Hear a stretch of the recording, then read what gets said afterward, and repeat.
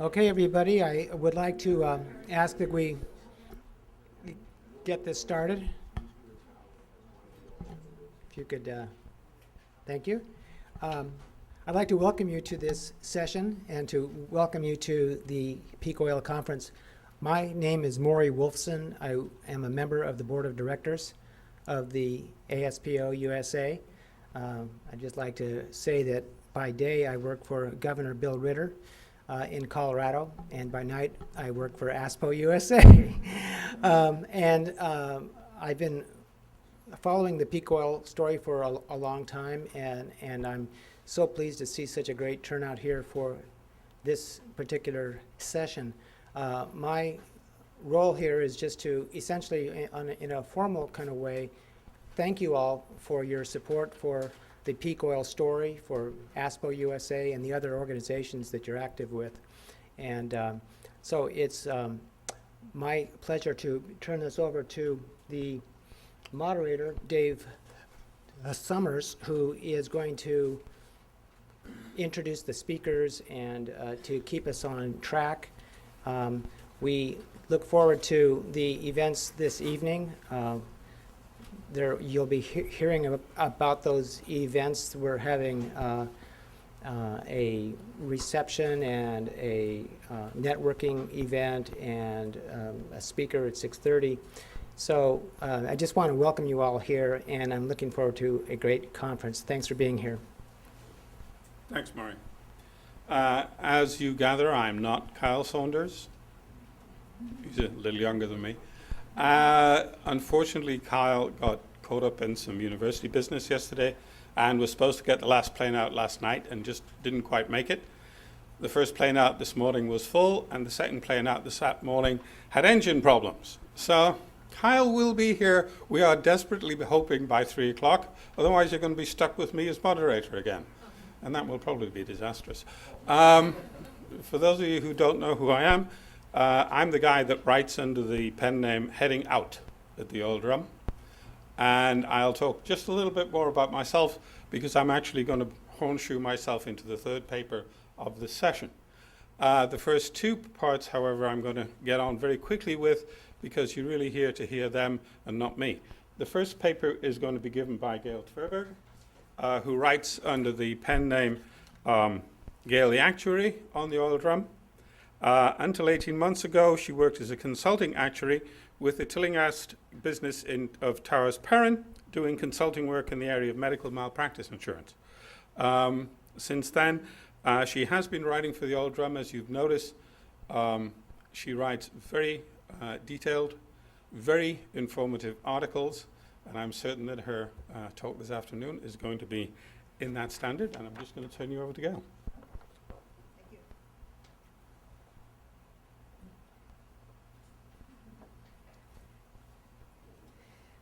Chuck Watson was just reminding me, and he said, you know, what the definition of an actuary is. It's an accountant who's lost his sense of humor. Anyhow. So today we're going to talk about what the relationship is between peak oil and the economy. I think with the events this last week, I think all of us are starting to think about this even a little bit more. I think if we want to think about it first, I think last year, those of you who came to the conference got at least one connection between peak oil and the economy, and that was the Robert Hirsch talk last year. And at that, he came up with this calculation down here. He said the change in GDP is divided by the change in oil supply is about equal to 1. And he said, this isn't exact, but you know, as the oil supply goes down, the GDP will go down. And so that's one estimate of what the impact might be on the economy. Another way you can look at it is if you look at the work of Robert Ayers and Benjamin Warr. They have done some work, and they've written a number of papers. One of them is Accounting for Growth, the Role of Physical Work. And if you look at what they do something sort of similar. There they look at all the energy resources, not just oil, but they look at coal, and they would even look at animal labor, for example, way back when. And in my view, I think in looking at theirs, you also have to adjust for net energy, the declining return on energy invested, because if you're really using a lot of what your oil or your coal is for making the energy, that's really not going to expand it. But their results would still come out similar to Hirsch. Maybe it would be a little bit better because they come up with some efficiency growth in looking at the past data, and if they project that forward, that might make it a little bit better, but you're still talking the basic same kind of a thing, that as the amount of oil supply goes down, the economy is likely to get worse. So the implication, as I say, is if you have the oil supply going down, the economy is going to go down. But I think we have to think of these analyses as only the starting point, because what they're talking about is for the world as a whole, for one thing. It's not the U.S. It's, you know, if the world's oil supply in total is going down, the world would, the economy going down. But here, you know, if we think about the United States or China or Saudi Arabia or any other country, they're going to behave differently. It doesn't necessarily a foregone conclusion that the United States is going to have its proportional share of oil, or at least what we've had historically. So, you know, that's one piece that these analyses really don't adjust. Another thing they don't adjust for is the role of growth. And here I think is something that, as an actuary, I've been very aware of. None of your insurance products, none of your investment products really work unless you have growth. You know, if you have debt and you expect to pay it back, you've got to have growth. And if you don't have, if your oil isn't growing, you're going to have a really hard time paying back your debt, which is another piece. Another thing these models don't consider is the current state of the financial system, which I think any of you who've been, you know, looking at the papers in the last few weeks or whatever would be very much aware of already. And of course, another thing they don't think about is the impact of globalization and its contribution to the past growth. We've seen everything grow over the historical period, but if there's a change in oil so that we now do less globalization, either because people want to hoard it or because there's less oil or because the financial system is in disarray, that can have a big effect too, a big feedback effect. So what we really need to look at is the world as it is today. And one of the questions is, what happens when there's a growing gap? You know, we know that the oil has gone up. We know eventually the oil supply will decline.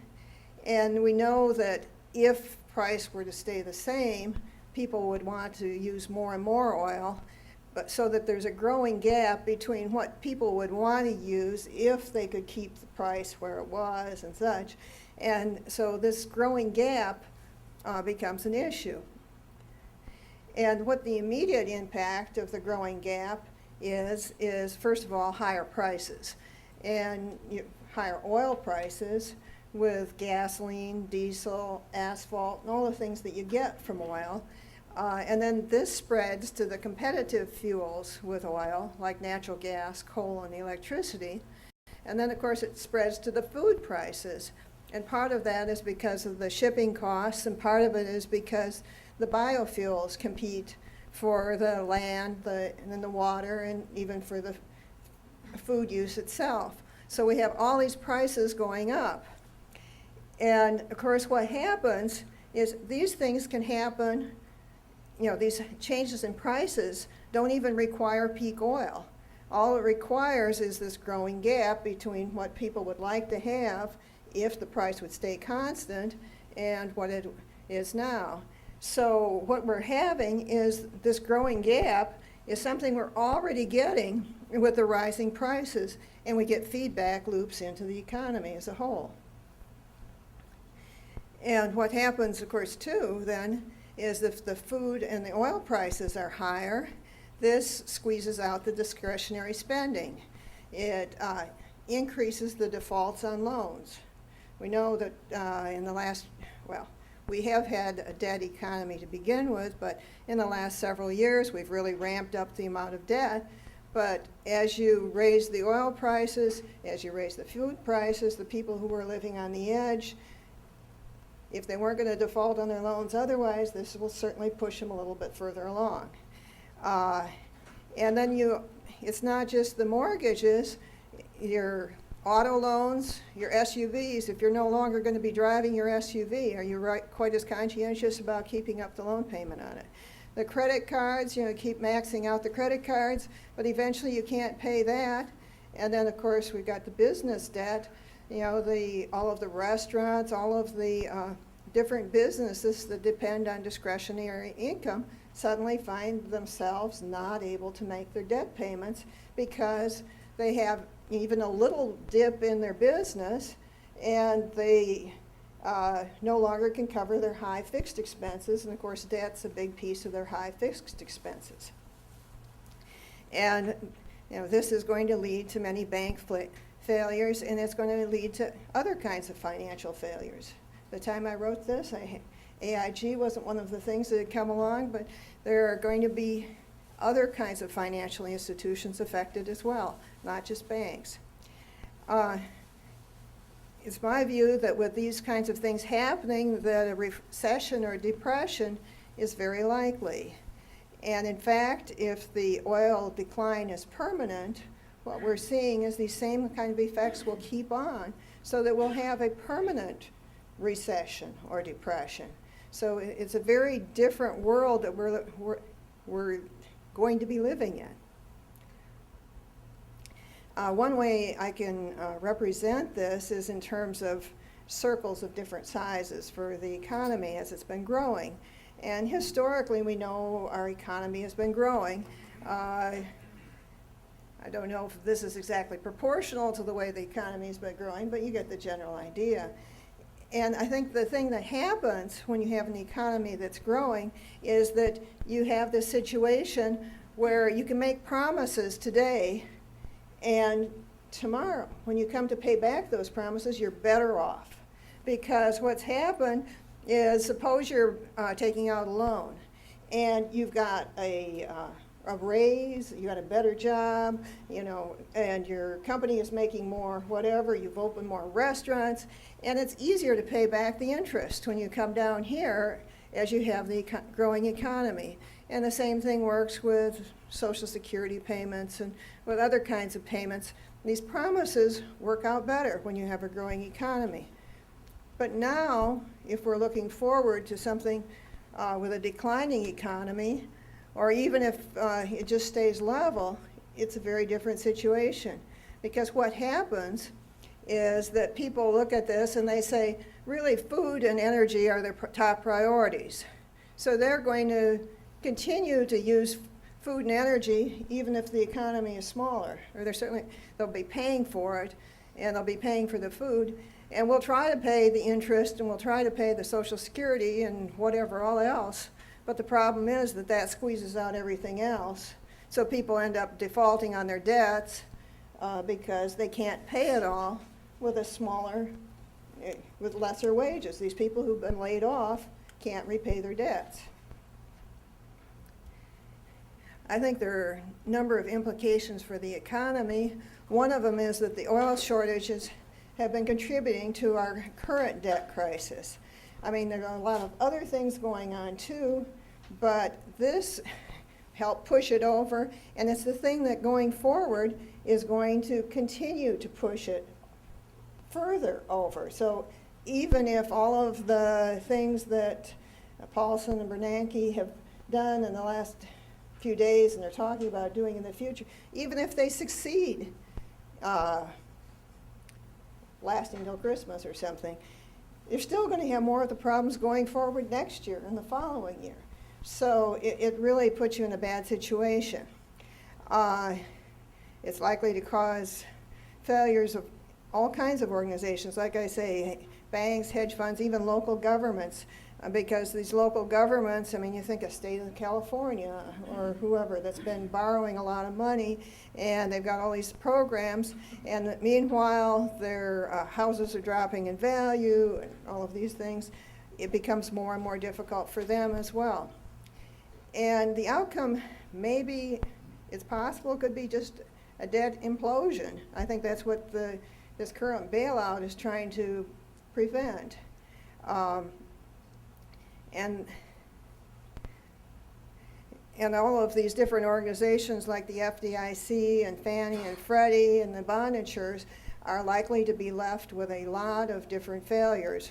Now we're talking about the FDIC possibly providing coverage to the money markets as well, so you even have more failures possibly that could feed into the system. I think another thing is that the U.S. debt is going to become more of a problem. And this is especially if, for instance, this $700 billion loan program goes through, because each time you get more debt, you have more that you're going to be floating. We've already been hearing rumors that China doesn't want to continue to expand its lending to us, and they're going to have more second thoughts about the situation. And it's going to be very difficult to balance the budget, and the refinancing the debt's going to be more and more of a problem. I think longer term, I think the debt of all types will become more scarce, especially the long-term debt, because what will happen is lenders are going to realize that these loans are likely not to be paid back. And as much as governments would like to guarantee everything, you really can't. And if you do try to guarantee everything, you know, suppose you guarantee that everybody who doesn't pay back their mortgage can still stay in their house. Well, stop and think about what the result of that is. You've got everybody else who is staying in their house saying, why should I bother paying my mortgage? So this is not going to work. Somehow or other, we're going to have to figure out some new methods of financing, some being a very old one, like saving up in advance. Maybe another one is using the taxes to fund major projects. One that's not really, it's really what I'm talking about, bilateral trade with other countries. If you're not quite sure if somebody's going to pay you back, what you say is, okay, I'll give you some oil, but I would like so much grain in exchange. And once you've got it down to those terms, you can be pretty sure that the oil and the grain are equivalent, and you don't have to worry about whether the dollar is really worth what they're saying it is. So it's likely to affect homeowners, businesses, and governments, and I think even oil and natural gas investments are likely to be affected because they too are going to have a hard time getting financing. I think this is especially an issue with the like these smaller natural gas companies. The companies like the big Exxon Mobils, maybe they have their internal financing, but the smaller ones will have more difficulty. One of the issues is that the imports of all types, including oil, are likely to decline. I think one of the things we're going to see is the value of the dollar is likely to drop as our borrowing rises. And of course, the reason the borrowing may be rising is because of all these things that are going on this last week. And when the resources are scarce, others are going to be less willing to export. That's another reason that it's going to be harder to import as much. So this is going to be different. We've grown up with globalization so much, we just assume it will continue. But this could change our life a lot, which leads into my next point. Our life could change very quickly if we have fewer imports. It's going to be harder to repair things if we can't get the parts that we need, things like automobiles, but things like manufacturing equipment, or trying to repair all the electrical outages after storms. If it's harder to get the imports, it'll be more difficult.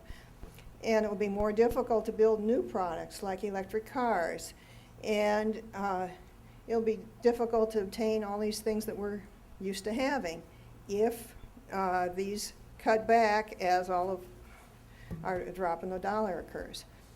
I think we'll see a drop in the standard of living. If you look at my little circles going out, they're getting smaller and smaller.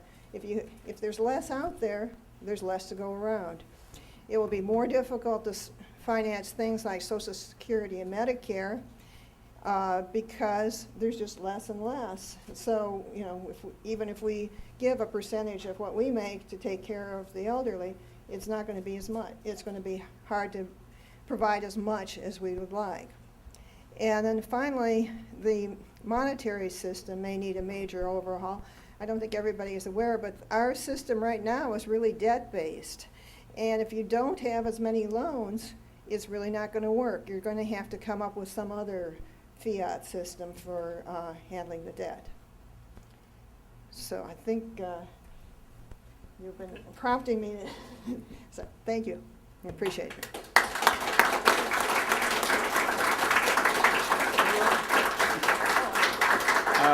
We have time for a few questions. Chuck? If you don't know, Gail made predictions last first of the year, and they were so horrible even I couldn't believe them, and now it looks like she was a little bit optimistic. But her track record so far is wonderful, and I'm very impressed. Gail, I have a question for you to help me understand this. My friend Andy Groh, who's in the Wall Street business, I said, what does all this stuff mean, Andy, all these government bailouts? And he says, fundamentally, it's the government printing money. And now, whether you borrow it from China is a little different or not, or you're just printing it. But what I think is happening is because the Americans have been brainwashed into thinking that taxes are horrible, and we don't want to have taxes.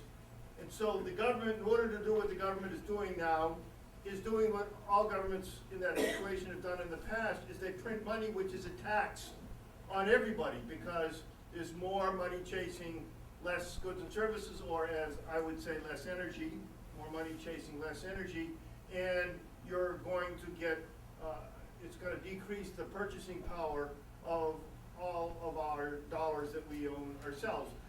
Would you agree with that, or would you disagree?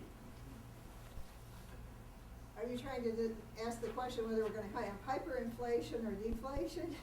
No, the question is, do you think all of this stuff the government is doing is in some way just printing money? And B, if that's the case, isn't that, or do you agree, is that simply a tax that the government can do where they cannot do another tax? Right, well, I think what happens is you end up with hyperinflation. If you're not successful at it, then you suddenly have all of these banks failing and all of these other hedge funds failing and such, and then you have wipeouts of huge amounts, and then you end up with deflation. But I think the likely outcome at any rate is that, you know, you put in the $700 billion, it turns out to be $7 trillion, and you can't find it, and you try to sell all of this debt, and anyhow, it ends up with being very inflationary. Front row. Can there be intelligent contraction that we control, or will the U.S. be visited for about the first time by reality?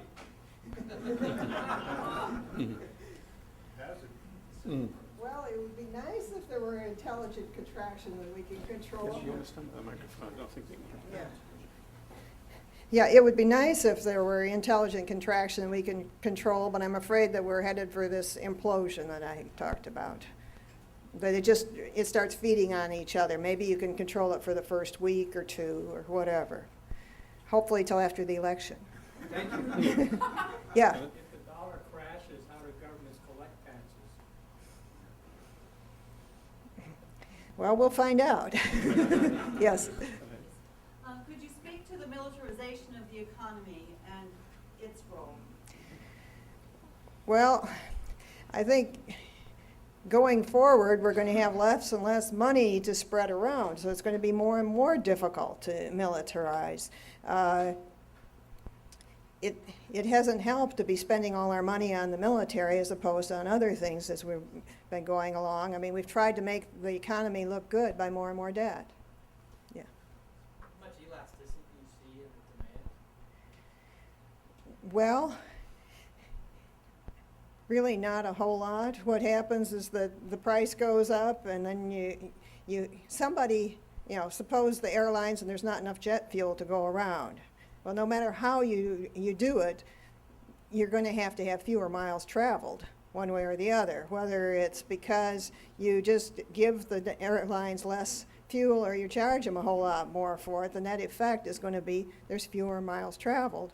There's only so much, and there's not going to be getting any more. I mean, it's hard to see where you're going to get more from. It makes the last Back one. to inflation, deflation, there's been a lot of talk about asset deflation. Is that the same as monetary deflation, or can you have asset deflation and monetary deflation? Well, I don't think I'm the best one to answer that question. Or- Can we stop this for right now? There'll Yeah. probably be time at the end if you don't mind, Gail. Okay. And we'll move on to the next of the three talks. The next talk is going to be given by Chuck Watson. For those of you who read the oil drum with any regularity, you'll know that we have some excellent coverage during the time when we get earthquakes coming, when we get hurricanes coming through, particularly as they impact on the oil infrastructure, particularly in the Gulf, but also globally. And that is in large part because Chuck Watson provides us an incredible amount of support. And therefore, I'd like to welcome him and thank him for that help and contribution.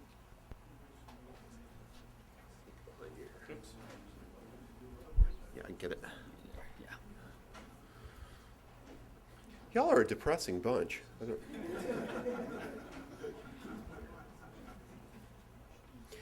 Well, I'm a scientist and an engineer, and all the actuarial and accounting and money stuff is interesting in an abstract sense, but I just spend the money. I don't know where it comes from. And you mentioned taxes. Yes, taxes are evil because governments are evil, but that's a political science discussion we'll have sometime. Well, I wasn't too sure what to talk about here, because what does hurricanes, peak oil, how does that relate? And I do know a little bit about it. I have a minor in geophysics, and back in 1980 or so, I took a course in commercial geology.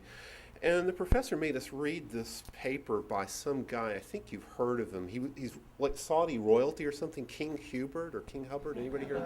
But anyway, so I've actually been kind of interested in this and following it for a while. And let's see, is it going to let me go forward here? Here we go, okay. And I live in the Linux world, by the way, so the Windows stuff I have to think about, change my brain a little bit. But I thought I'd talk a little bit about some of what we do in terms of doing these hurricane forecasts that you may have read on the oil drum and elsewhere, and how we do the real time. But I think the interesting part, particularly for you guys, is going to be on climatology. Are the risks changing? And how does that really converge with the topic of discussion here of oil supplies and particularly the distribution network and refinery network? And toss a few ideas out. This is the stuff the marketing guys always like me to toss in the presentation, so if you can scan through that. But basically, I've been doing this kind of research for over 20 years, first in the military and then now as a private consultant, ended up starting my own company that basically, I kid you guys about being depressing, but we're a pretty depressing bunch. Our area of specialty is disasters, and I've done studies on everything from nuclear terrorism to chemical spills to hurricanes, earthquakes, tornadoes. I basically apply computer models to these problems. And it's really more encouraging because what I do is study how do you design structures, how do we build infrastructure that's resilient to disasters, whether it's an accidental thing like a natural hazard or an accident or something deliberate where, what's the phrase that's in use now, the evildoers come in and try to cause problems. So Well, let's talk about the petrochemical industry. And again, I won't go too much into this, but it's a tremendous amount of data. We have something like 50 or 60,000 elements in our databases just for the Gulf of Mexico alone. When you think about how complex the global petrochemical infrastructure is, it's amazing. We have approximately 3 terabytes of data globally on just the petrochemical industry that's in our databases. It's a tremendously complex system. It just happened. It wasn't designed. And that has some interesting implications. Now, my engineering colleagues on the petrochemical side look at me and get all mad when I say that it wasn't designed. Individual pieces of it were designed, but the global system just kind of happened. Well, again, there's a little bit about the Gulf of Mexico. You guys, I'm sure, have seen all these, the wonderful lease maps and pipeline infrastructure and things like that. For a lot of these analyses, just to be clear, we update our databases on a monthly basis, but I kind of use May 2005 as our baseline. That was just before Katrina hit, and particularly for the Gulf of Mexico, that's a pretty good baseline to use for what happened after that. And real time, again, we use a tremendous amount of data. We basically we do updates every hour for when there's storms out there. We run our computer models. We do our own in-house track forecasts as well as use those from the Hurricane Center and other agencies. Again, it's a complex system, modeling a complex system. We take in a lot of data, run it through computer models. I actually have a 64 processor Beowulf class supercomputer in my office. The cats love it. It generates a lot of heat. They get to sit on it. And you know, when you try to look at, let's just take one narrow piece, trying to forecast how much shut-in production there's going to be and how long it is. Well, you've obviously got evacuations. That's a human decision. And the industry has guidelines over how they're going to evacuate. In my experience, they rarely follow them. They basically look at individual storms and make individual decisions. And a lot of it is a herd mentality, where one company starts to evacuate and the other guys go, well, you know, we better evacuate and shut in too. So it's interesting to compare the documentation companies have that says, here's what we're going to do in a disaster or in a situation, and then compare it, what do they really do? What we do in our computer models is we look at that history of what they've done and then try to plug that in and create algorithms that say, well, here's what the manual says, but here's what tends to happen in the real world. So that's actually, in a lot of ways, the most complex element of trying to forecast this is that human decision element. Then the storm has gone through, it's caused damage. Well, then it gets really interesting because companies have an inherent repair capacity. If a rig or platform's damaged, there's some things that the normal crew can handle. Then you've got company-wide capacities. All the way through, as we saw with Katrina, Rita, you run up into the global capacity to build new rigs, build new platforms. There are very few companies in the world that build these large industrial pieces of infrastructure. Once you max out that capacity, you've got a real problem with replacement. Our first simulations we really hit the ground with Ivan. This shows our at landfall forecast for what the shut-in would be. The purple line was what our models predicted. The blue line was what was actually reported. So it did a pretty decent job on those. So then in 2005, we really got our smoke test, as I like to call it. We had a number of storms go through. They were in sequence.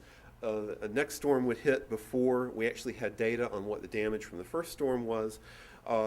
It really stretched the global infrastructure and global system. This shows what our forecast was right after the Katrina landfall, and you can see hey, give me a pointer. You can see that's what the curve would have been in the absence of, thanks. Let's see if I can do this without blasting anybody. Yep. You can see that's what the curve probably would have been, or what our models said it would have been, had it not been for subsequent events.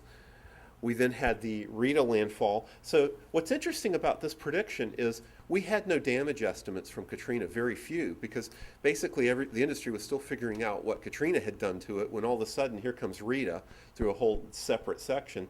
So again, the models did a fairly good job, and then finally Wilma scared everybody, even though it actually didn't go through the production areas, but it caused that little spike and that delay in the recovery.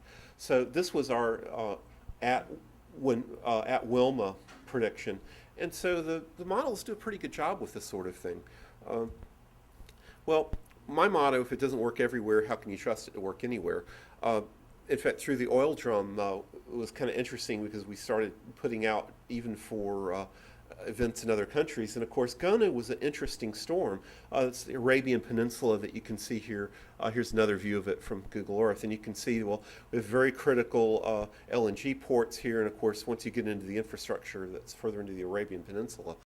Well, what's interesting about this storm, and the whole idea of, you think, wow, a hurricane hitting the Arabian Peninsula, that doesn't happen too often, does it?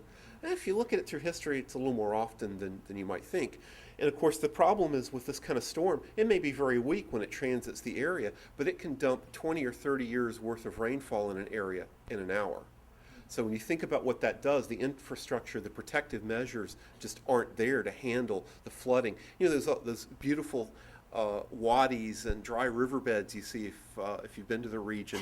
When you look at it and go, how did those get there, in the back of your mind, and go, well, they got there because there was a 30-foot wall of water sweeping down that channel, and oh, look, there's a pipeline crossing that.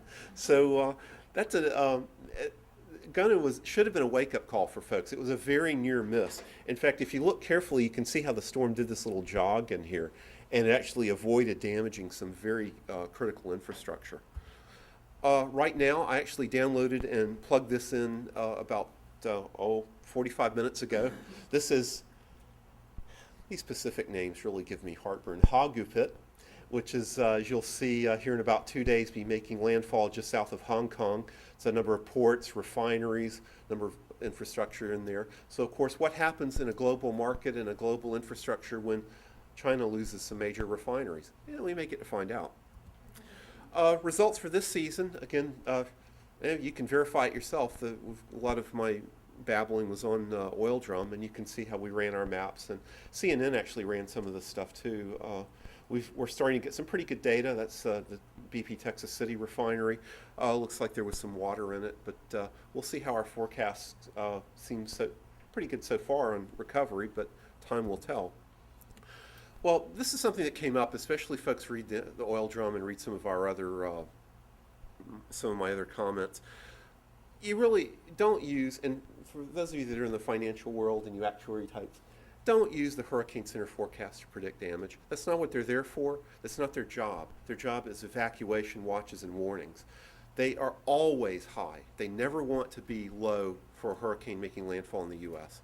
It's called the forecast of least regret. That's their terminology.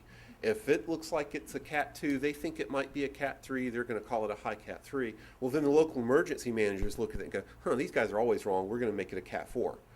Well, you know, I do a lot of work with the emergency managers, and I've got a real problem with the system. I know why they do it, and I understand it from a psychological standpoint. But at a certain point, you've got to have a credible source of information. And regrettably, if you're talking about predicting damage, the Hurricane Center is not a credible source of information there as far as the amount of damage it's going to cause to the infrastructure. They always overestimate the intensity. I worked on a study with Steve Lyons and Mark Johnson on looking at that, and they're off an average of 10% high. On track, they tend to go toward the strongest or the biggest city. So it's very difficult. And again, I'm not criticizing them in the sense that that's not their job to care about the oil rigs. It's not their job to care about whether it's going to cause, a storm's going to cause $80 billion worth of damage versus $2 billion worth of damage. The problem is when the markets see the death storm 30-foot wall of doom sweeping in off the Gulf, they react and panic. When in the real world, the only people you want to react are the people on the coast that need to evacuate. So again, for folks that criticize me for always being low, well, I think our numbers are usually closer on the damage because that's what we do is damage. We're not doing about forecasts. Well, okay, that's for individual storms, but well, how does, again, I was trying to think, how does this relate to peak oil and to the markets? And it turns out there is a link. And that's where we have to get into something called a return period analysis. How often do you get hit? How often can you expect storms to be damaged? We actually simulated all of the storms since 1851, which is basically the extent of our historical data, and we ran it again across that May 2005 configuration. And what we found was pretty interesting. Turns out that climate patterns do make a difference. One of the projects I'm involved with is with the Intergovernmental Panel on Climate Change. In fact, I think I can claim I won like 1/5000th of a Nobel Prize here last year. I was on the committee that developed the infrastructure impacts of potential infrastructure impacts of climate change. And you can see here, this is how for a La Nina year, what a tremendous spike. I mean, upwards of 300 million of shut-in production. You can cause multi-year damages in La Nina years versus a normal year or even an El Nino year. And these different curves, again, pick on my actuary and statistics friends, they just love to go into this stuff. But the take-home message here is that if you look at, say, a La Nina year, every year that we studied, if you had looked at the May 2005 infrastructure, every single year would have seen production losses. And again, 98% of them, you lose at least a week's worth of production. And historically, again, it's a very skewed distribution. So when you kind of boil that down, what does it mean? Well, here's where gets into things like air gaps, for those of you that are familiar with rigs, and how much protective measure do you put into a piece of infrastructure. Well, engineer goes to design something. He looks at it and goes, well, I'm going to set this in the Gulf. I want this structure to last 25 years. I'm going to double that. I'll use a 50-year return period. The waves at that point, it's going to be a 35-foot wave. That's what he designs for. Well, that was back in the 70s. We didn't know quite as much about waves as we used to, but that's actually not such a bad design criteria. Well, that's one rig. What happens then? A guy builds another rig 10 miles away, same design standards. Another one 10 miles further down the road, same design standards. What's the chances that any one of those is going to take damage in a 50-year period? All of a sudden, that 50-year design is a 30-year design. You spread it out over 500 miles of coastline, suddenly your 50-year design is a 5-year design. And that's a really critical problem. One of the things we do is we run climate models, because the historical record doesn't go back that far. And also, if climate is changing, of course, climate's always changing. The question is whether or not it's changing because we're beating on it or not. And so the past may not be a good guide for the future. So one of the things we've been doing is we actually do these climate model runs. And my area of research is, can satellite platforms detect some of the signs of these changes and help us design better models? And when you look at wave heights, which is kind of what we're trying to look at here, and comparing buoys, satellite data, and our climate models, we find that the two sync up fairly well. And so that lets us do some interesting predictions. This kind of gets into a little bit of the technical side of things, but what we found is that for most of the last 150 years, things were fairly constant, but we found there was an anomaly. And I'll show you the slide. This is ocean-wide. The stuff before about 1870 was when the global telegraph networks really got into place, and that really, we're a little bit skeptical of the data back in this left corner here, but we're pretty confident of the middle 100 years of this. All of a sudden, in terms of number of sites that would see damage, we got these spikes. Well, maybe it's just data over the ocean, so we restricted it to coastlines, even more dramatic. And in fact, down here, it's fairly constant in through here till suddenly these catastrophic spikes in damage. So had the infrastructure been there for a long time, it would have been reasonable to not see huge spikes of damage until starting in the late 60s. When we ran the climate models, we found something very interesting, that if you run it with constant CO2, the spikes don't show up. If you run it with CO2, you start to get these damage spikes. So that really was a kind of an eye-opener, in that what we're starting to see now, we live in an interesting time from an atmospheric physics standpoint, because our models are sophisticated enough to pick up some of these things. And we're right at that area where the models, predictions, we're starting to see out in the real world. So a lot of times folks will say, oh, you guys were saying there was going to be an ice age back in the 70s. Well, the models that were in use then were relatively primitive compared to the ones that we have now. And my response is, well, when you go to the hospital, do you demand that the doctor use 70s treatment techniques and technology on you? Well, of course, the answer is no. We learn, we get smarter over time. Well, what does this mean for the petrochemical industry? Well, as I mentioned before, these individual design elements, each individual piece may be a 50-year, but the overall system isn't. And our estimate for the Gulf is it's actually about a 10-year system for catastrophic damage, particularly given what we're seeing is our current level of storms and climate. So again, this last piece, I think, is something that really should be hit on, that FUD, if you're familiar, fear, uncertainty, and doubt. Well, that's what we really want to avoid, and having these accurate damage forecasts is something that we feel is kind of critical. And looking at the future, this is where I think this ties into the topic of this conference, that as oil and gas resources are more spent and that margin gets more narrow, any disruption has an exaggerated impact.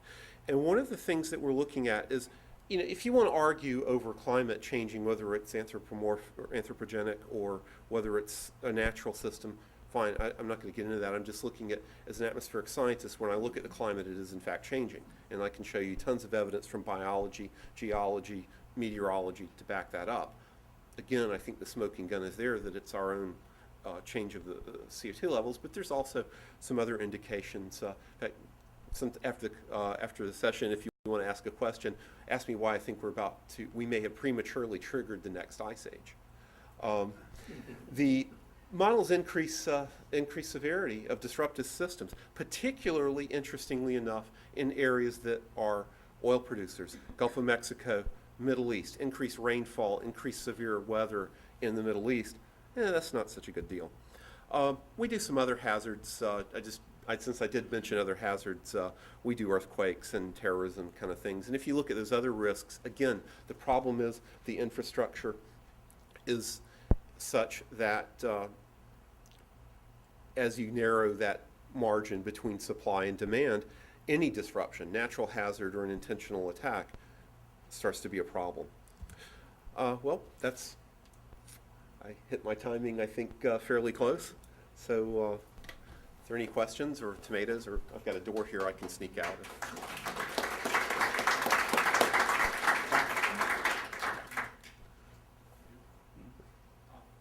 mentioned in your talk that because the global oil infrastructure, rather than individual pieces, are not designed, that makes the whole system more susceptible to disruption. Could you expand on that? Maybe I just didn't get it when you said it. Oh, sure. Let's look at, in fact, I'll give you a concrete example. Let's look at global refinery capacity.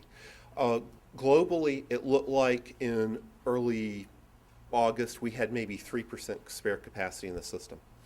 Well, let's look at what happened between Ike and Gustav, in just what an amazing concentration of refineries there are in the Texas, Louisiana. It actually shut down 5% of global refining capacity. Well, you got a 3% deficit right there. So that's what I'm saying, is there's very little margin, and the resources are so concentrated in such very small areas. You think about what would happen in some areas of Iran, and of course the Middle East, it's sitting on the right on the border between the African and the Asian Africa plates. You have major earthquakes in there. What's the vulnerability to having a severe quake in the wrong place in that area? You shut down all the production of Gavar for a couple weeks or a month.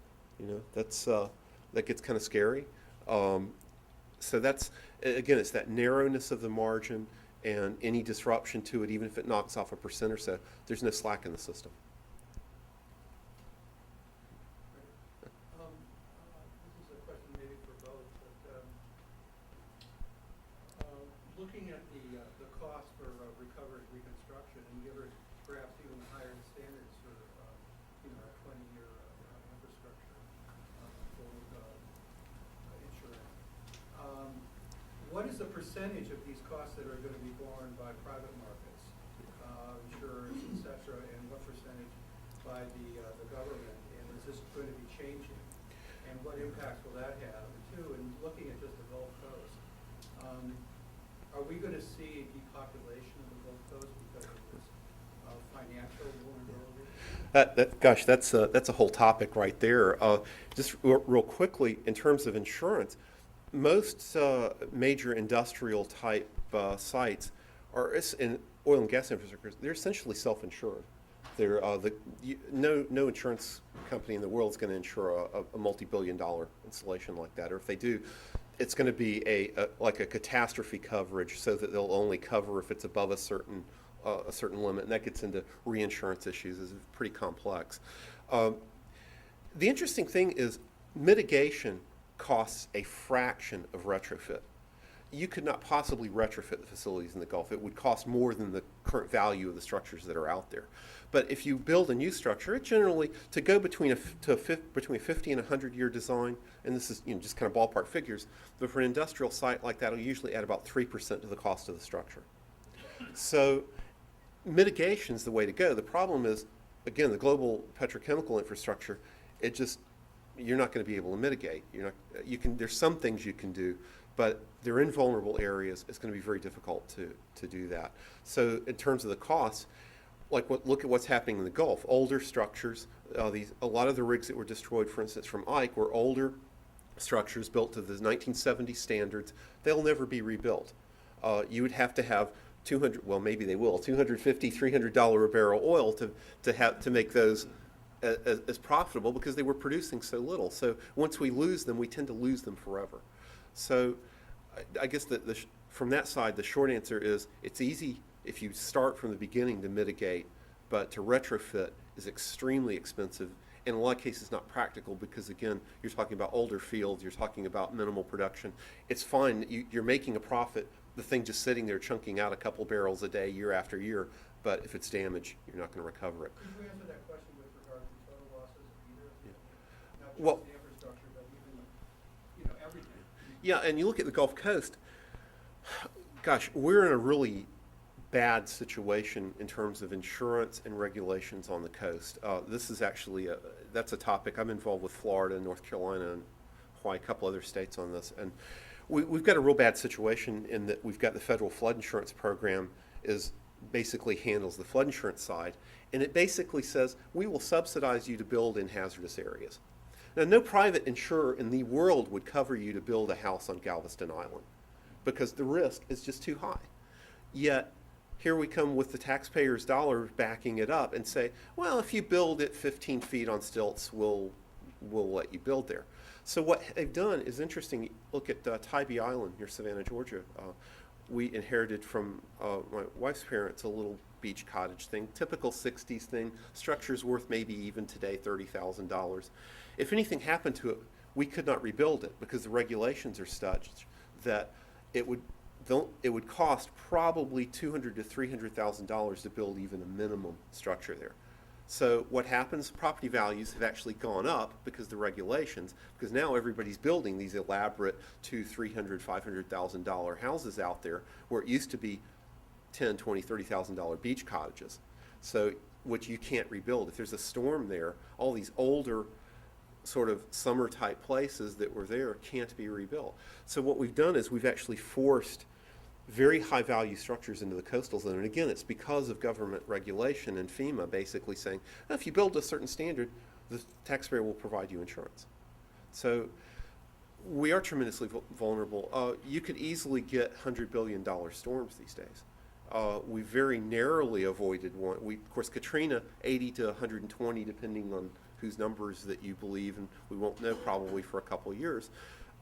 We did a study for the Federal Reserve Bank of Virginia we basically ran a storm that hit in 1893. It hit the Savannah, Georgia area, went up the East Coast, across Washington. It was still a Category 2 hurricane. Across New York City, still is a Category 1 hurricane. Now, this was a real storm that really happened in 1893. We just ran it on our current infrastructure. $230 billion plus or minus $50 billion. That was just in basic damages. When you ripple effect that through the economy, pretty unpleasant. I'd like your comment on something I read last week, that there are 4,000 platforms in the Gulf, and a platform is closed down every other day. Yeah, it was something I was having a discussion with a gentleman earlier about the statistics and infrastructure numbers. You look at days on production when stuff goes up and down due to maintenance. You look at rigs moving around and submersibles and where those are going in place. It's a very complex infrastructure, and it's a changing. That's why we update our databases once a month, basically, and to look at which structures are there providing oil. Does that mean that you agree or disagree, or you don't? I disagree with that frequency, but I will say that it's a highly variable infrastructure. It's changing all the time. Yeah, I was just going to add ask, I know there was some discussion about building wind turbines off the coast of Georgia, and the question said, well, we can't get insurance for them. And have you looked at that situation at all? Does it make sense to build wind turbines?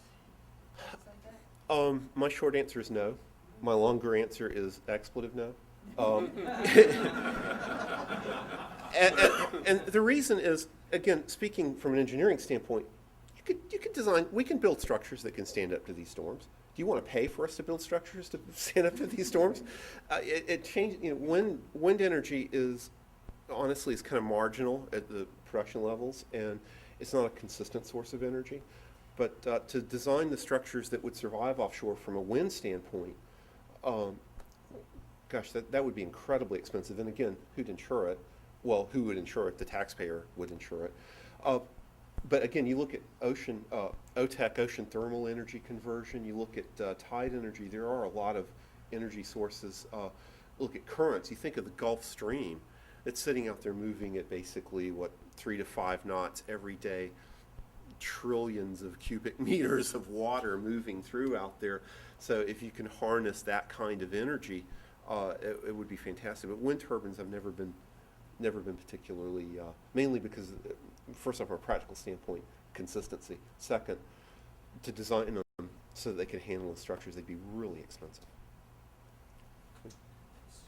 So, extrapolating to consider all dollar losses from hurricanes, is the bigger problem more intense hurricanes coming to us, or through more coastal development, are we going to them, putting more development in harm's way? And as MIT hurricane expert Harry Emanuel asks, should a farmer in Kansas pay to rebuild a mansion built on the beach in South Florida?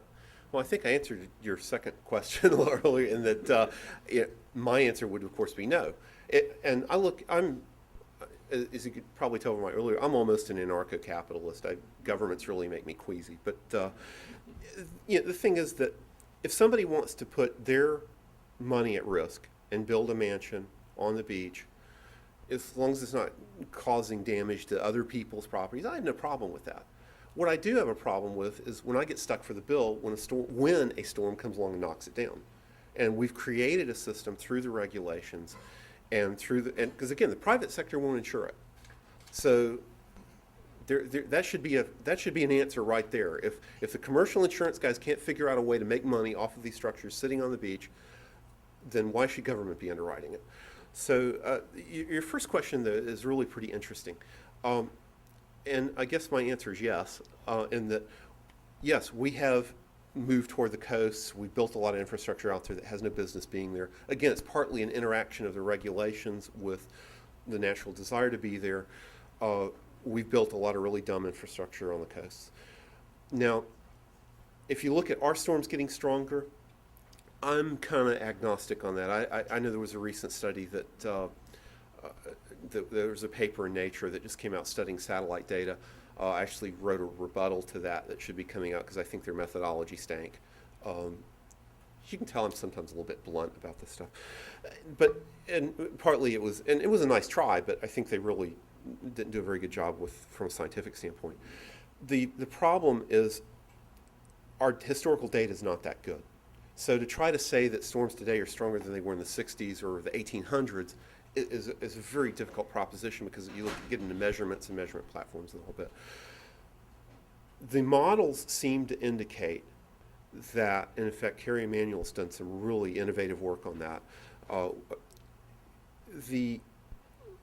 that frequencies won't necessarily go up, but intensities will. There's actually some argument that frequencies will decrease because you have more stability over the tropics, but that when a storm does form, you won't get, the ratio of tropical storms to hurricanes right now is about 3 to 1. It could be 1 to 1, that once something spins up, it's going to become a hurricane because there's so much energy out there. So I think as we get into this climate change a little more, again, forget the arguments over why, I think you are looking at stronger storms. We have built more infrastructure out there. It's not a good situation to be in. Thank you. I'll take one more and then we'll move on, if that's okay. Are there any implications for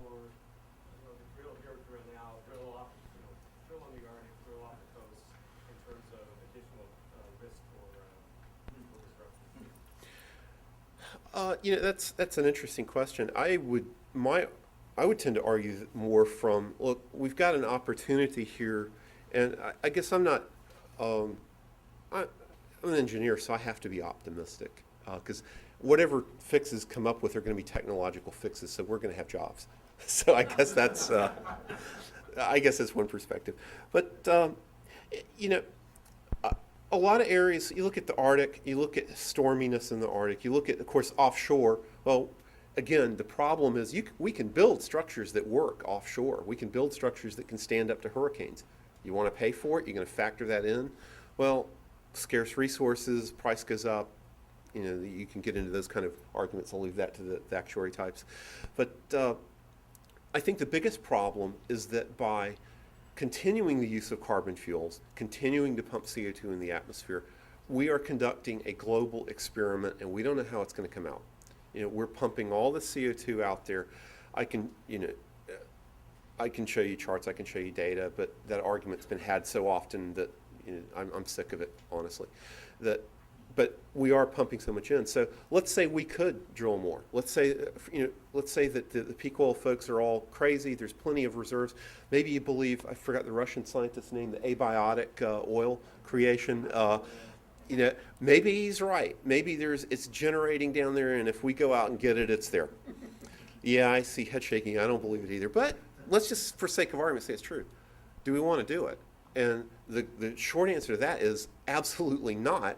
Because, again, we've already altered the chemical composition of the atmosphere. If we continue to alter it, and we don't know how it's going to come out, I'm part of the camp that thinks it's too late, that we've already triggered a sequence that actually, again, my thinking is we're going to end up with another ice age, and anybody wants to know why, I'd be happy to babble about that. But, so I would say I don't care whether there's more oil. I think your discussions are fascinating, but I don't care. We've just got to stop altering the atmosphere before we make stuff worse than it already is. Am I done?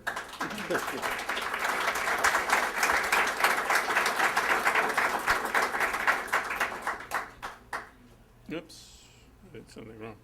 Help. While I'm getting some desperately needed help, I'd better explain who I am, for those of you who don't know. Very briefly. Oops. Okay. Oh, there it is. There. Mm-hmm. There we go. And I don't have to. Fill in space and time, that is. I'm Dave Summers. I'm a Curatus Professor of Mining at the what was the University of Missouri, Rolla, and which is now Missouri University of Science and Technology. And as a note, I'm the guy that writes under the pen name Heading Out at the Oil Drum, and until an hour ago, I thought I was the pessimist in the group. And I thought I'd just walk through and explain a little bit about why, and talk about some of my thoughts as it relates to the future, and I guess you will find out how pessimistic I am as we merrily trog through this stuff. I have been engaged in trying to predict what's going to happen with energy resources now for about 35 years. I've been a roller for 40, actually, as it turns out. Not too long ago, we have the mega project on that the guys from Todd are doing, and Kebab put up the most recent prediction, which is this one here, about less than a month ago. And you can see that he's showing a fairly flat period of time from now, what we keep talking about as a plateau in oil production. My concern with that is that it's based on the historic assumption that everybody's had that we're going to see an oil depletion rate of 4.5%. Whereas in actual fact, if you look at a Wall Street Journal article that came out just about the same time that he made that prediction, and actually which caused him to run a second prediction, which is this one here, the world oil production depletion rate is about 5.2. If you talk to people like the president of Schlumberger, he will tell you it's going up towards 8. And when you start to run those numbers, instead of having it peaking and plateauing out for about the next 3-4 years, it peaks next year and then starts to decline. So we're here. or there, wherever you want to be in terms of when the oil production rate actually reaches that matching number. And the concern then is, instead of it being flat, it's going to start to drop. And there is therefore going to be an exaggerated concern over production. And I thought I'd explain very briefly why I think this. And the reason is, and I've explained this in an article on Todd, partially because of a switch in technology. Everybody talks about the fact that we're seeing a technological change, and we have to we can anticipate that will continue. But the one that drives the increase in depletion rates, I believe, comes from the fact that we're seeing a shift from vertical wells, whereas in a vertical well, for example, you drill the vertical well down. As you're extracting the oil out, you put water in to replace it to maintain the pressure in the reservoir, so that as the oil is going out, the water level rises. Well, your production is a function of how long that well is. The longer the well, the longer the exposure to the oil formation at that given driving pressure, the more oil you get out. As the column of oil gets shorter, as the water level rises over time, you can work out what the depletion rate is. And this is partly what everything's based on. The problem is that when you switch to a horizontal wells, in other words, we're coming in now here, we're coming down, and now we're driving our wells out horizontally into the formation. Now as we drive the water in from the outside and push it upwards, you really don't see much depletion rate. And so things are relatively stable for a period. The problem is that when that water hits that well's toast. You know, all of a sudden you're not just seeing 5%. If you go and look at the fields where this happens, your decline rate goes up to 11, 14%. And so when you start to marry these as they're being increasingly used around the world, so that the slope of the curve that we're going to see in the future is going to get worse rather than better. And that's the reason for my concern. Now, right now we have Boone Pickens coming along and telling everybody that, you know what, we're going to solve part of this problem by putting in a lot of windmills, and that's going to replace a lot of natural gas, and therefore we can just put natural gas into our cars and we can drive on. So I thought I'd just comment just a little bit about that. Partly because there's been a growing use of natural gas over the last few years in terms of generating power. It's up now to about 25%. In fact, if you look, we're getting about as much power from natural gas right now as we are from nuclear, you know, and that's basically quarter, and that's about half, which is coal. Okay, so we've got a tremendous emphasis right now on natural gas. And everybody says, well, you know, things are getting better. We've discovered all these shales, the Marcellus, the Barnett, which is here, the Fayetteville, which is about here. You know, you've got Bakken up here. Lots of this stuff has got lots and lots of natural gas in it. You know, we're saved. Todd can shut down. We can all go home. And you can enjoy a wonderful weekend in Sacramento, right?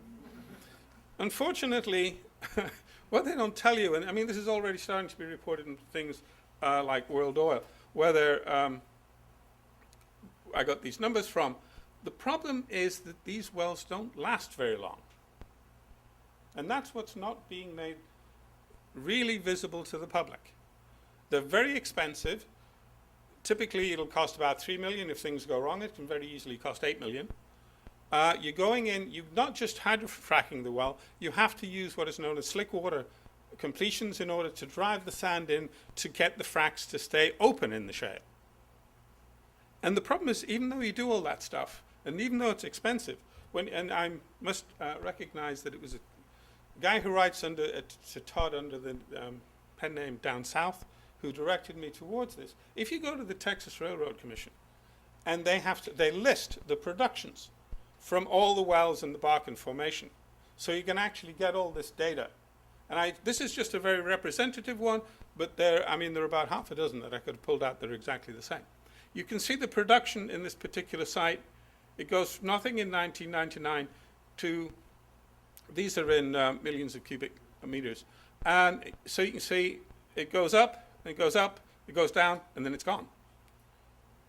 The lifetime of these wells is extremely short. And it therefore becomes very difficult to do a long-term prediction on how much oil you're going to get if insensibly you're not going to know what you're going to get next year until you've drilled the well this year. And so I've got a much greater concern, since Pickens wind farm won't really start to do very much for 5 more years in terms of actually being able to potentially displace natural gas. If in that time frame we are going to see a depletion, as I believe we are, in the actual total volume of natural gas we're going to be able to produce in the United States, bearing in mind that the cheapness of the natural gas, for example, around Colorado and places like that that you see now in Utah, is going to go away as soon as the Colorado Express, the pipeline carrying natural gas from the Colorado out to the East Coast, where it's now very expensive, gets completed probably next year. So I don't think we've got much hope coming from natural gas, despite Mr. Pickens' wonderful publicity program. But I want to remind you, this is from the Hirsch report, our major problem is a liquid fuels problem. That's where most of our oil goes. That's what we've got to look at in terms of replacing the stuff that we use for driving motors, flying planes, driving diesels, all the rest of it. And so we have to look at technologies. The problem is there aren't a whole lot of options out there. And I take note of the concern about putting stuff into the atmosphere. My position, I'm a technologist. I guess in a sense I'm hired by the state of Missouri to find some technical answers to these problems. And it is very hard to tell me that I should stop finding better ways to produce coal to solve the energy problems that will allow people in Pittsburgh to survive a winter than it is to have some concern about potential global warming in the future, when one is an immediate and desperate need that we have right now and have coming in the future. Anyway, that's my little political point. We'll have to talk. Okay. I thought I'd give just a little credibility, or otherwise perhaps, to my background in this. We talk about some of the things that we can do in the future, and I thought I'd mention just some of these along with some of the problems that they entail. Right now there's a lot of talk, for example, in relatively thin coal seams, of actually going in there and burning the coal in place, controlling the burn so that you can feed oxygen and air down. You've got a burn here, and you can extract it through a producer well and bring out producer gas, which you can then burn on the surface. Now, that's fine, except the people who talk about it have never tried to control an underground coal fire. As somebody who actually has, it's a whole lot more difficult than you think it is. It's very easy to draw a flame front, which is a vertical line moving across a piece of paper. That's not the way coal burns. Let me tell you how I know. Way back when we had an energy crisis before, the Department of Energy decided they'd go up to Wyoming, and they had a coal seam here, which is about 100 feet below the surface, and they thought, you know what, we'll just try this coal burning idea. So what we'll do is we'll drill 2 vertical wells down. We're going to start a little burn here, and we're going to blow air into it so that it'll burn across the bottom of the coal seam till it gets about 75 feet away. And we think we can control it for 75 feet. Then we'll drill another well down here. We'll connect the 2, and then we'll get the whole coal, we'll blow a whole lot more air down here, get the whole coal seam to burn, and bring the gas out here. Okay? That was the idea. You can't control where the burn goes. The burn consistently overrode the coal seam, and they couldn't actually get the complete combustion that they wanted as a result. So they came to us and they said, can you go down a vertical well bore, turn 90 degrees at the bottom, in about 9 inches, and drill out horizontally? And I said, you got any money? And they said, yeah. So I said, of course I can. That's how university research gets done. So actually, this is the proof. This is the early test. This was done about 1980. And to prove it, the drill string goes out here, over this drum, around here, comes down. This simulates the vertical well bore, gets down to the bottom, turns 90 degrees, and we're drilling out into the coal seam here after having gone through a full 360 degrees. We're using water jets to drill the holes. That's what I do. And this just proves that we're all through.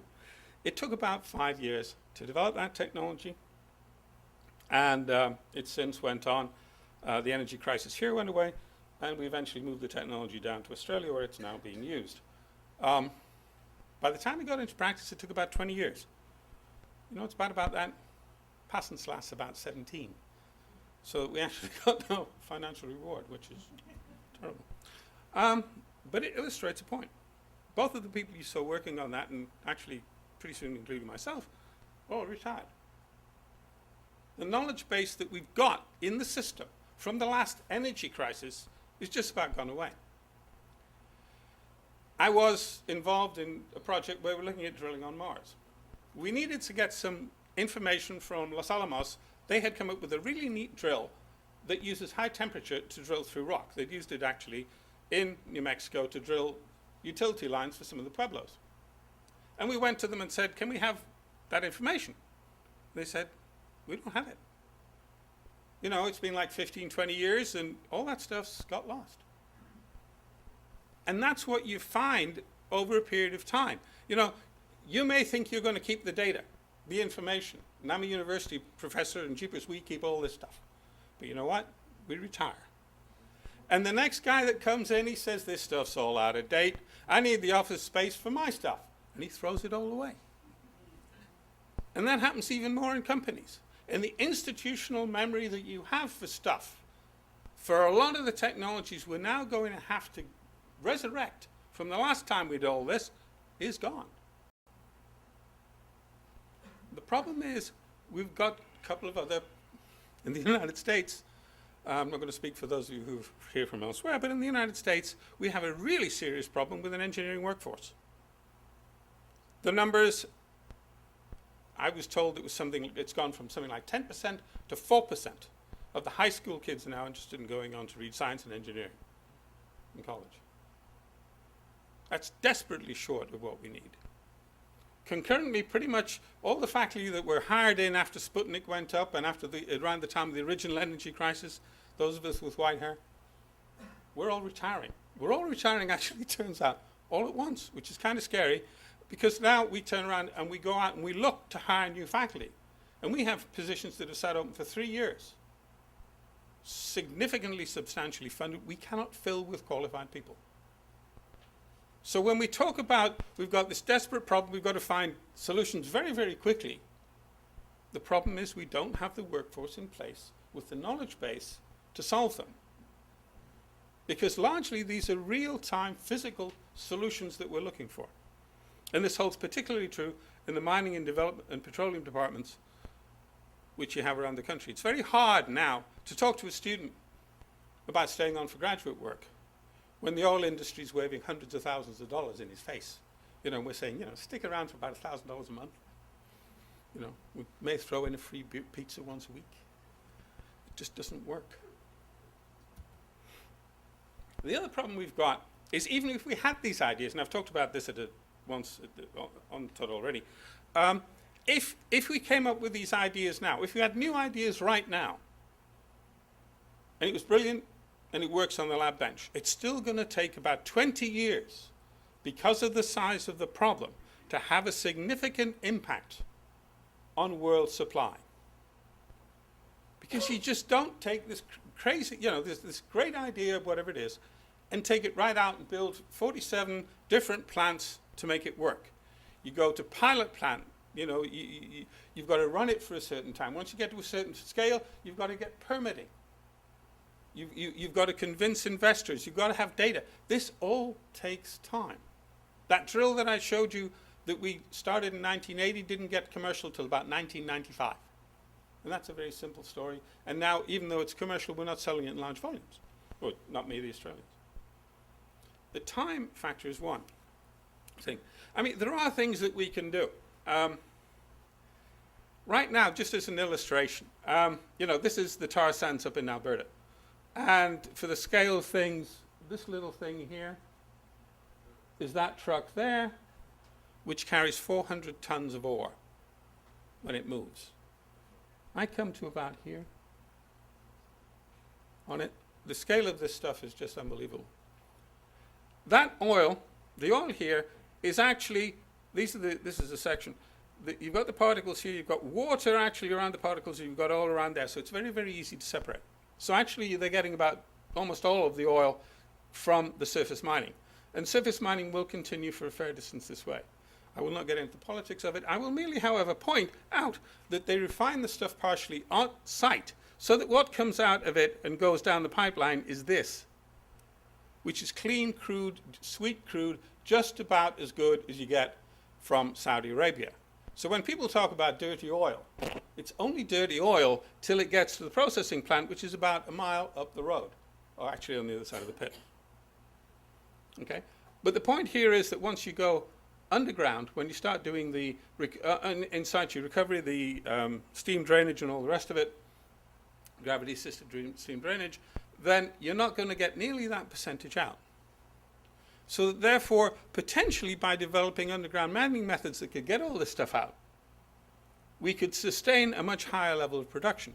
We could also, for example, go into looking at mining relatively shallow, heavy oil deposits in the United States, and we would get, instead of 10% of the oil, we'd get it all.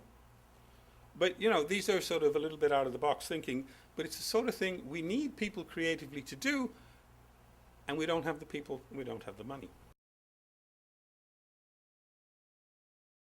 Is that he's calling attention to the world, the United States, that there is an energy problem.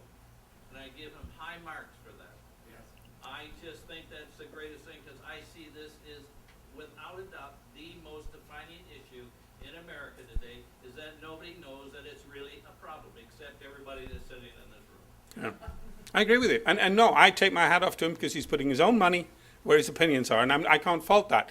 My concern is I think he's incredibly optimistic about the natural gas supply. No, wait a minute. The reason, now getting back why he does this is very clever, is that he weaves his own story about his own investments in wind and natural gas. Now, that's the American way, right? Sure. So I'm okay with that. As long as, but boy, he has done more than anybody since I've been in the oil industry about recognizing that peak oil is a problem, and we damn well better do something now, period. I agree. Back. Yeah, very. Yeah. That's you. No, the guy that just stood up. Yes, please, sir. The people problem is very, very important. There's something like 20 countries that on the average have better grammar in high schools than we do. The United States used to be the top country in the world in terms of college degrees per capita. Right now it ranks 31st between Bulgaria and Costa Rica.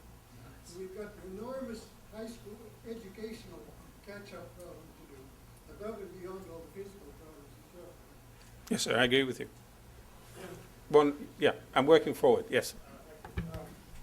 Back on the natural gas story, the Barnett Shale and so on, you're talking about what sounds like estimates of depletion in your experience that are higher than expected.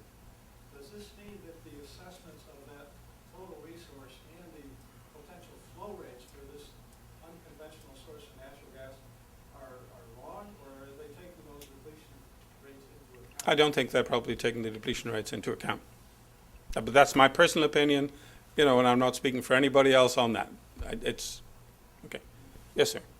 You know, I've got a comment and a question. I'll do the question first. It's for Gail. She did a series of reports on natural gas. I'd like to get your take, particularly on the new gas supplies from horizontal drilling and fracturing and shales, et cetera.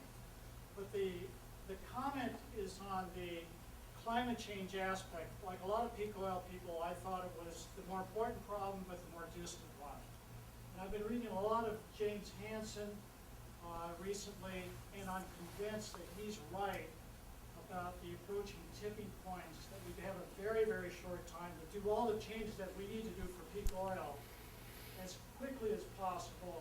Otherwise, the natural process, the natural positive feedbacks are going to kick in, and we won't have a chance in stopping essentially the destruction of the living situation that we have on the planet that we've enjoyed, particularly with the loss of the Arctic sea ice, and the albedo flip, and the danger to the Greenland ice sheet.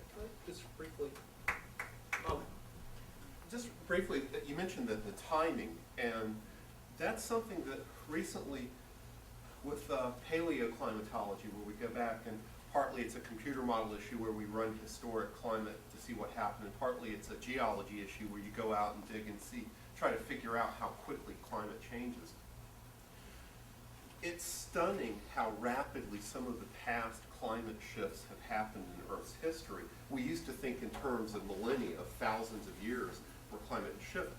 It looks like the previous ice ages have kicked in literally in a period of hundreds or even tens of years, within a century, going from a warm Earth to a very cold Earth. So that's actually, in terms of climate shifting rapidly, and I respectfully disagree with my colleague here that I don't think it's a distant issue. And as far as the tipping point, honestly, I think we're already past it. I think in terms of the computer models and what we're seeing now in the current research, we've passed it, and I would tend to argue we're now should be entering more of a mitigation mode than the prevention's almost out of the question at this point. But the rapidity of the change is something that I think is a good point. I'm trying very, very hard not to get into this debate. For those of you who've read The Oil Drum very much, you will understand what a tremendous sense of self-discipline I'm imposing on myself. And I'm poking at you deliberately. We need to be finished with this in about 5 minutes. So can I just ask if there are other questions into the relate? Natural gas. Charlie? I think what an opportunity to have you there and Gail there. And I have read what Gail has written and other such things, which is rather optimistic, shall we say, on natural gas. And you that are less so, I mean, it's amazing. And to me, of course, the answer will be an energy return on investment, as we understand that. But to try to understand how you can both be right, which, because I like both of you, that's the case. When we go into these Barnett shales and Marcellus, that goes up to practically my backyard, and all of these places, are these graded? Most energy resources are graded as the best stuff. You go for that first, and is that true for those enormous resources you put up there? But my guess is within that, there's only a relatively small amount that's high quality that is likely to have much of a positive net energy return. Is that true? Well, bear in mind that only 28% of the wells in the Barnett Shale actually make their cost. Yeah. So that, 3/4 of them obviously don't. It's fairly difficult in geological structures of that type because of the fact that it's such a fine-grained shale. To be that accurate in quantification without physically going down there and drilling the hole. And that's part of the problem. Already? Can you see that? Well, no, because lease development is not. It is not an absolute. In other words, in any particular field, you don't go in there and automatically have the rights to the best bits to start with. There are so many different drivers that govern, how you get resources out of a field that, particularly one of that size. That I don't think you could make that original assessment. Yes, sir. Do you have thoughts Okay. on the US? This is the last question. I'm sorry, I just got shut up. Yeah. Natural gas in the U.S. with the shales that are now coming on, do they offset the decline of the conventional natural gas wells, or is there an extension? I mean, short term there's an extension. I mean, short term we've seen a production increase. But my problem is because of the very transient nature of the individual wells, it's very hard to predict long term when you're just producing next year what you need, and you don't know until next year that you've got it. It becomes much more difficult to do long-term modeling, and that's really the point that I was trying to bring up. And Maury says, "Shut up, Summers, and get off the stage." So I will. Thank you very much for attending.